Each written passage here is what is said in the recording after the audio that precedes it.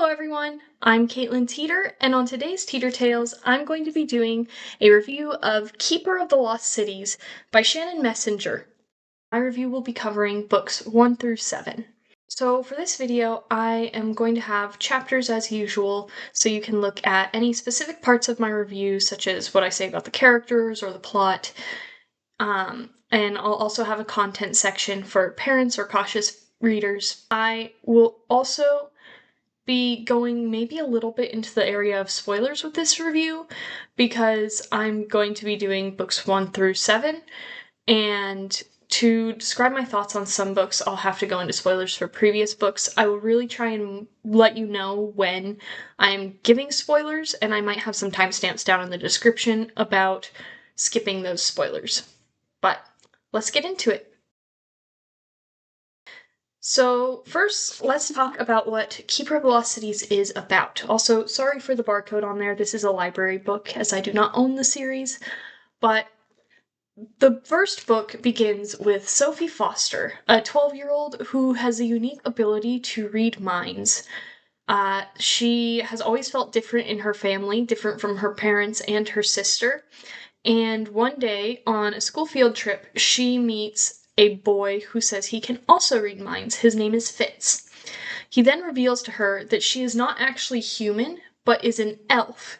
And he takes her away to this hidden kind of society of elves where they are living on Earth. This all takes place on Earth, but they're living in these secret cities that humans do not know about. And the elves have these special powers. Sophie is a telepath, which means she has mind powers. There are empaths who have emotion powers. Lots of other different types of powers. Technopaths with technology. There are people who have ice or water powers. But then Sophie, as she's in this world, begins to uncover this kind of conspiracy from this group called the Black Swan. And she's trying to figure out if this group has bad intentions or if they're trying to help the world, and there's a string of incidents that are occurring within the elvish and human world that she's trying to figure out how she plays a part in them. The writing quality of this series, I would say that it's nothing spectacular. It's perfectly serviceable for a fun fantasy series. If you're picking up this book, don't expect to pick it up for phenomenal writing. The thing that kept me invested was the plot and the characters, because that's where it really is more interesting. Now for the characters in the book series. So I would say that the characters are generally likable, although I'm gonna put a caveat there and say that throughout the series they can have some out-of-character moments, or some characters can get a bit annoying at times. So Sophie is very much our main character in this series. She is the person we're going to track with. I don't think the books ever really shift away from her point of view. It's third person, but it's close third person, so you're still very much seeing things through her eyes, kind of. And I found that Sophie is interesting, but she's definitely not the most interesting character in the series. She definitely works fine as a main character, but I found that as the series goes on, she can kind of get a bit annoying, and I'll go into why that is later. But while the focus keeps its focus on Sophie, I felt a lot of the side characters could kind of get lost as the books go on. I think there are like 10 books out right now. It's a long series. And some characters who are really important initially kind of get pushed to the side as the books go on. My favorite character, Alden, he was really important in the first 2 books. Parts of the plot kind of revolved around him. And after that, he kind of started playing less of a role in the books until he was hardly in them at all. And that was a bit frustrating to read, because some characters I like. There's another character, Dex, who used to play a big role in the series, but as it goes on, he kind of fluctuates. Some of the books he's important, some he just exists. There are also some characters who really have a disservice done to them as the book series goes on. The character Fitz I mentioned before. This is going to go into spoiler areas for later books, so if you want to avoid those, go ahead and skip forward a bit. But Fitz, initially, I really liked his character.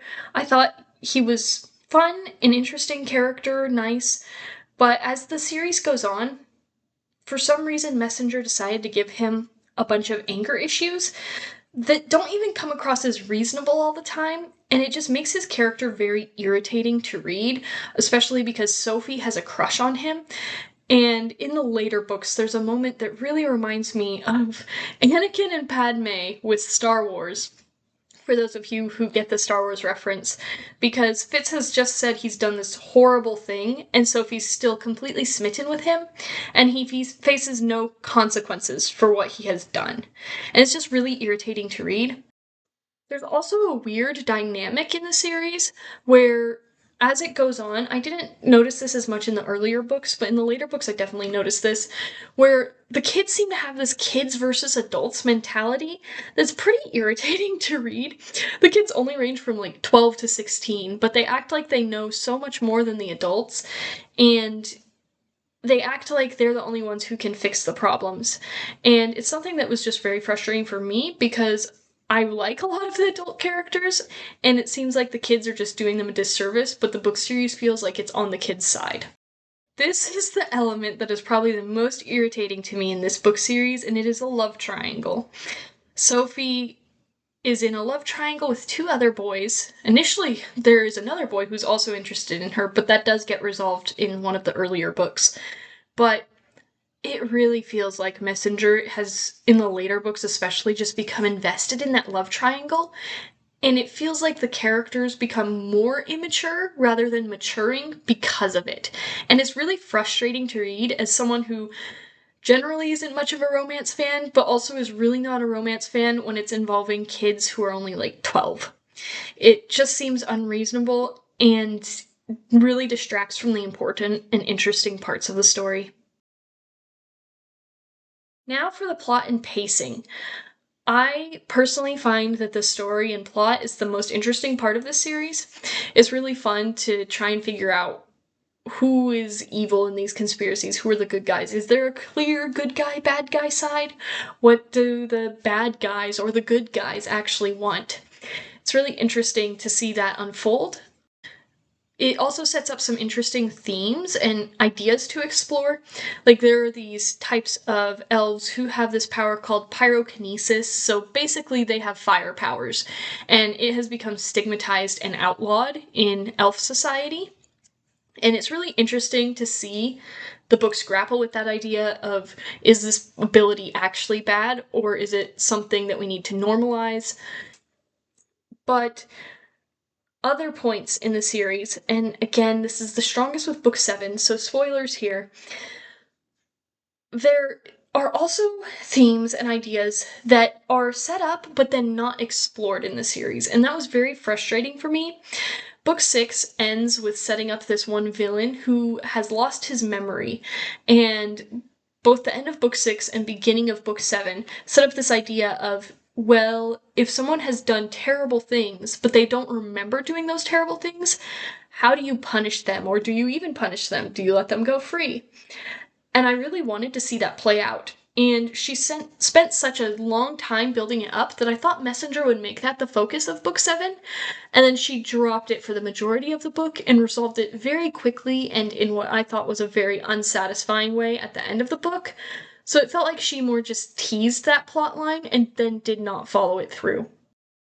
The pace also was something that is really strong in the earlier books, but really falls off in the later books. Personally, book 6, Nightfall, was one of my favorites in the series. I really enjoyed it. I was into the intrigue and the sneaking around. But then Flashback, book 7, again, I'm going to go into more spoilers for this book. It felt like the pace hit a wall. 2/3 of this book, at least I think, is spent in a hospital bed where nothing much is going on. And I listened to this series on audiobook as I was commuting from home to school, which is about a 5-hour drive. And the previous books in this series always made the drive seem quicker. I really enjoyed listening to them. When I hit Flashback, it made the drive seem longer. And that is a really bad sign for me if a book makes my drive seem longer when I'm specifically listening to audiobooks to pass the time more quickly. But again, I'll emphasize that the plot and pacing of the first several books, I would say even up through book 6, is really good. It just really fell off for me at book 7. It really came across as a writer who just wrote everything down. She wrote every single day that was set in this hospital, and then it felt like there was not an editor, or maybe the editor was rushed and just didn't cut things out, and so you were left with everything she wrote, which resulted in a boring book. That could just be me, but I was very bored with and slowed down by the pace of book 7, whereas the pacing of the previous ones had been well done. Now on to the world building. I think the world building is probably one of the most interesting parts of this series. It takes a fantasy setting, but then twists it a bit because you're still set on Earth and it's set in modern day. So you still have humans who are driving cars and on their phones and everything, but then you have these elves and other things like goblins, trolls, ogres that are living in these secret areas throughout the world. And so it's interesting to have those overlaps between this extreme fantasy world, kind of, and the real world. So that's one interesting part. And also the power system for the elves is really interesting because it almost gives you a chance to combine fantasy with elves and crystal castles, everything like that. But then you have superpowers basically with ice, water, shadows even, mind reading. It's really fun to see how that all plays out. I will also point out that technically this series has no magic. It almost seems like it wants to be a sci-fi series, but it's really not, because the elves emphasize over and over again, oh, that's so funny, humans came up with the idea of magic because they don't know how to explain our science. But the book doesn't really try to explain it, so it really feels a bit like Messenger trying to make it seem different than magic, but really it's magic that she wants to not call magic. I personally was fine with that, but I thought I would mention that. Another thing that is sometimes interesting and sometimes a bit annoying is how condescending it can be towards humans. I understand the book wanting to explore, oh, humans are not like this, I guess, superior species in this book series, but sometimes it can come across as condescending to other writers or other fantasy settings. There's one moment where they use a quote from Tolkien and they say it originated from the elves and basically Tolkien stole it and didn't actually understand what the quote meant. And other things like that where they're mocking fairy tales and stuff. And those moments, while they could be amusing, I was a little bothered by because I don't think this was Messenger's intent, but it could come across a little bit like, oh, look, my idea of elves or this fantastic creature is superior. Another thing that I appreciate about the world building of this series is it takes all sorts of creatures from mythologies and prehistoric creatures and puts them all together in this world, and basically the elves want to protect them and keep any species from going extinct. I know some people complain about the prehistoric species being inaccurate, and as someone who loves prehistoric species, it actually did not really bother me that much because it's not trying to be educational. But you'll have things like Arthroplora. Don't worry if you don't know what that is. It's a prehistoric bug, basically. And in the series, it randomly has venomous antennae, which is a bit odd, but I was honestly just excited to get obscure things like Arthroplora in a series. And of course, the fantastical creatures like alicorns and other creatures are really fun. One other element that I would mention that is kind of annoying and unrealistic to me is the society and culture that is set up for the elves. I have the same problem with Harry Potter because it just irritates me how the magical government in Harry Potter is so inept and so clueless, and it seems like the wizarding world just has so many flaws to it, and that's kind of how I feel about the world in Keeper of the Lost Cities. They have a government system that is run by a council, and so many of the members of the council just seem so clueless. And others are not clueless, but it just makes you question, how do you find yourselves to be the superior species on the planet when you have such bizarre government systems and weird social rules? I like the explorations that Messenger does with what she has set up, but it does take me out of the world a little bit because it's hard to wrap your head around how this world could have actually come to exist in the first place with the rules that are set up. Finally, for my recommendation, I would probably give the first 6 books of Keeper of the Lost Cities an 8 out of 10. It's not one of my favorite series, but it was definitely fun, and I wanted to keep reading as I made my way through the books. Then, if I had to give book 7 its own rating, I would probably give it a 3 out of 10. There were some parts that I enjoyed in the book, and there were some things that were done well, but overall, I just did not enjoy the book. It was boring for me. There were a lot of things that irritated me. It has this whole kind of exploration of how do you overcome trauma, but I just feel other series have done it so much better, such as Wingfeather Saga, another series called Songkeeper Chronicles, or even Lord of the Rings. And all I could think was that this exploration of trauma was boring and almost irritating, rather than making me genuinely invested or moved. Again, I was highly invested in the series until I hit Flashback, which is book 7, and that really killed my motivation to finish the series. The reason I haven't gone through the other books is because after Flashback, I didn't really feel a need to continue until this series is completed. So I probably will not be doing a review of the following books until the series is officially done. As I said at one point in the review, I think, I listened to the audiobooks for these, so I did not actually read the physical books, hence why this came from the library. But I listened to the audiobooks, which I found to be good audiobooks. The reader does a good job of doing different voices, so I would recommend the audiobook. It might make it go faster if you're like me and do a lot of driving or commuting. I again would say that this was a very strong series, a fun middle grade with some interesting, unique ideas it was playing with, but really hit a wall at book 7. So if you're interested in the book series but are worried about it becoming boring or dull, you might just want to stop at book 6 and then wait for the series to be finished. Now for the content part of my review. The main concerns you have in this series is the violence. Honestly, some of the rule breaking and general behavior that the kids show in the series, and the romance part. For the violence, generally it sticks with pretty standard middle grade violence. It's not too graphic. It will say that there's blood, or it will say someone was stabbed, or someone was tased, someone was pushed over a cliff. But something that surprised me with this series is it does have a few moments that are pretty intense with the violence. There are moments where someone has their hand burnt off in front of kids. I'll point out it's in front of kids, and so they're forced to burn their own hand off. Or, I should probably say spoilers potentially. I'm not going to give any context for these, but these are things that happen throughout the book series. There's also a moment where someone gets crushed by falling debris, and a character later remarks that brains splattered on the floor from that, which is a detail that I frankly think could be left out when you're catering your book to a middle grade audience. But the moment that I found the most violent, that I actually had to skip through on the audiobook just because it was so gruesome, came in book 7, and it involves bone being splintered, crushed, and kind of exploded while it is still inside of some kids.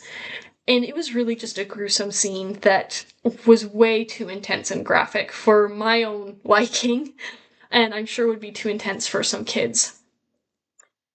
For the behavior of the kids, again, they can be pretty, disrespectful, or, oh, we know what's going on, when the adults don't. And that was an annoying and irritating thing to me, but also I could see it being a bad example for kids. Like, Sophie and some of the other kids will sneak out when they're not supposed to because they want to try and save the world on their own, and they'll lie about what they were doing, and that really doesn't set a good example for kids. So I would say that if you have younger kids, you probably would want to read this with them or talk to them about these things so that they realize that the kids have good intentions, but they're still doing the wrong thing. Finally, for the romance, it's nothing graphic. There is just a little bit of kissing that pops up sometimes, but it's mostly reserved to, oh, he's cute or she's cute. and maybe a bit of hand-holding. But my main issue with it was that these are kids that range from 12 to 16, and they are extremely concerned about who they should marry in the future, or I need to figure out who I'm going to date now. And it was just really kind of disappointing to see that being pushed on characters that are so young and really don't need to be thinking about that at this age. For my conclusion, I would say that Keeper of the Lost Cities, at least the first 6 books, are very entertaining. They're not a deep read, but they're very fun, and I found myself getting very invested in the storyline. Once you hit book 7, though, it does slow down a lot, so I would recommend maybe not even going to that book until the series is done and you know that there is an end in sight. But thank you for staying and watching my review. I hope it was helpful to you. Bye!